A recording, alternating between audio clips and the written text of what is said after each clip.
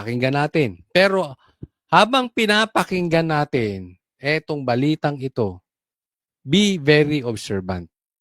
May mapupuna kayo dito. Obserbahan nyo lang. Panuorin nyo mabuti.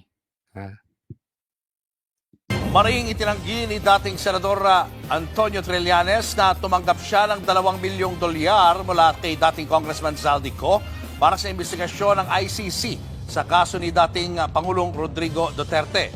Nagugat ng aligasyon sa press conference ng 18 nagpakilalang dating miyembro ng Philippine Marines.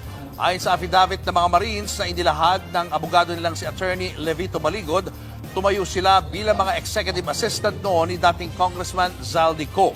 Inutusan naman silang magpalit ng 2 maletang may tig 56 million pesos na katumbas ng $2 million. Inihatid daw nila ang milyon-milyong pera kay Trillanes para gastusan ng ICC investigation. Si Trillanes din nila ang sumagot sa hotel accommodation, pagkain at sasakyan ng ICC investigators nang dumating. May napupuna na kayo.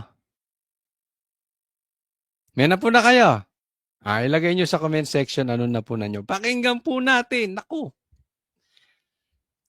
Ang mga ito sa bansa noong December 2023. Bukod dito, inilahad din sa press con ang pagde-deliver umano nila ng mali-maletang pera na aabot sa 805 billion pesos sa mga politiko. Kabilang na umano sila Pangulong Bongbong Marcos at dating House Speaker Martin Romualdez. Hinatid pa raw nila ito sa bahay ng Pangulo sa Forbes Park at maging sa Ilocos Norte. Dati nang pinabulaanan ng Malacanang ang mga aligasyong ganito. Magsasampa naman si Trillanes ng cyber libel cases laban kina Baligod at sa mga ex-marines sa pagpapakalat umano ng maling impormasyon. Ayon pa sa dating senador, gusto lang nilang siraan ang nangyayaring pagdinig ng ICC laban kay Duterte. Yan ay meant to discredit the ICC in light of the ongoing confirmation of charges hearing. May napansin na kayo. Napansin nyo na.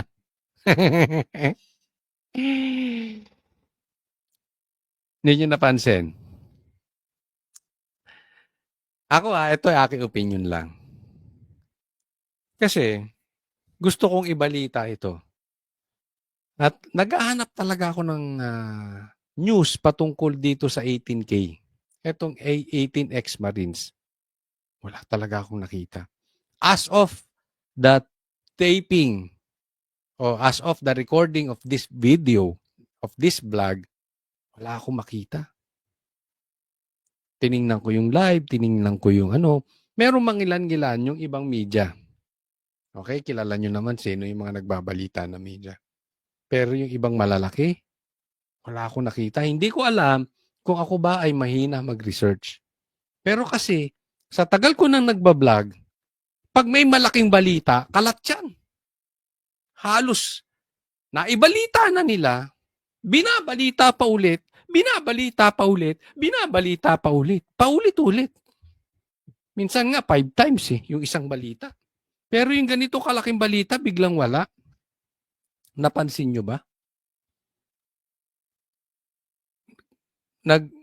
Nag-report lang hindi pinakinggan yung salita nitong Marines. Tapos pagdating kay Trillanes, pinagsalita. Tapos, etong paratang nila kay Bongbong, sinagot na rin nila. In behalf of Bongbong na itinanggi ito ng Malacanang. Ang punto ko lang, ang hirap na nga humanap ng balita itong sa 18K.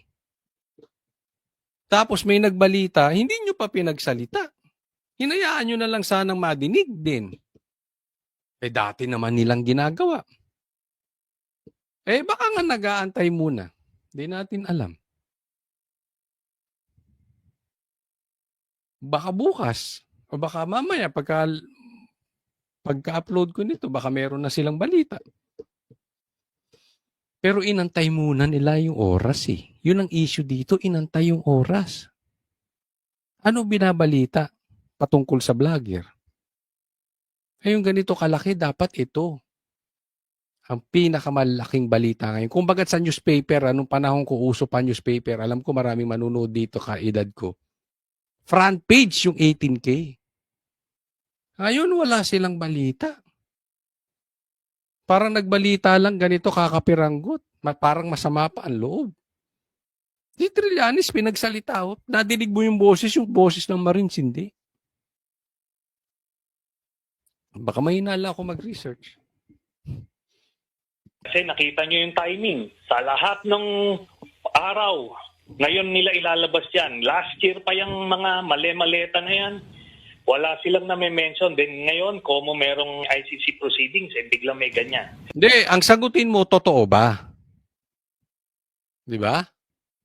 Totoo ba na tumanggap ka ng maleta? Kasi meron silang ebidensya. At hindi magsasalita yung Marines na yun kung wala silang ebidensya. Di ba? Kitang-kita naman. Talagang todo ka sa ICC. At syempre, ibig sabihin, madalas kayo magkasama ni Saldico. So, hindi natin alam. Baka marami silang pictures na magkasama kayo ni Saldico na dinideliver nyo yung pera at kasama yung ICC. Di ba? Sabi ko nga, mastermind lagi mong kasama. Hindi natin alam kung paano patutunayan ito. Pero posible patutunayan ito ng mga ex-Marines. Hindi natin pwede palagpasin yan. So, hindi po tayo madidistract dito. Oo, di magdemanda ka. Puro ka naman demanda eh. Yung mga dinimanda mo nga, na-dismiss na eh. Mr. Demanda. At hahabulin natin itong mga ito. Okay yan. Sige, habulin mo. Itodo mo paghabol. Idemanda mo pa na magkalabasan ng ebidensya. Oh. Ako, pakiusap ko lang sa inyo, wag nating tantanan ito. Wag nating tantanan. Tulungan natin yung mga Marines kumalat yung balita. Hanggang sasagutin nila Bongbong. Oh, baka mamaya sagot naman nila yung baho ng Marines, yung demanda ng Marines. Hindi maganda 'yon.